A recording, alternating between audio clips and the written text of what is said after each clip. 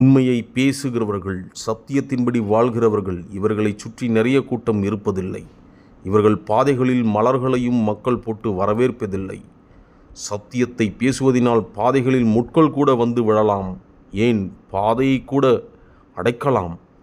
ஆனாலும் எதுவும் சத்தியம் பேசுகிறவர்களை ஒன்றும் செய்ய முடியாது.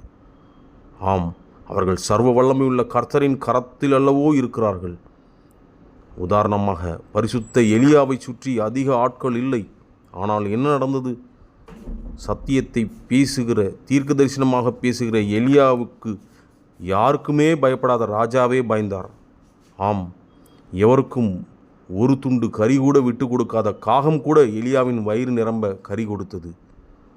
சத்தியத்தின் மதிப்பு எவ்வளவு பெரிது என்று பார்த்தீர்களா? அதே போல் இன்னொரு உதாரணம், பரிசுத்த யோவான் ஸ்நானகனை சுற்றி அதிக கூட்டம் இல்லை. அவர் சத்தியத்தை பேசுவதினால் யாரும் அவருக்கு சொக்க தங்கத்தையும் காணிக்கைகளையும் தட்டில் வைத்து யாரும் எதிர்கொண்டு வந்து கொடுக்கவில்லை. ஆனால் சொக்க தங்கத்திலும் மேலான தேவகுமாரனாகிய இயேசுவே அவருக்கு எதிர்நோக்கி வந்து அவரிடம் ஞானஸ்நானம் பெற்றார்.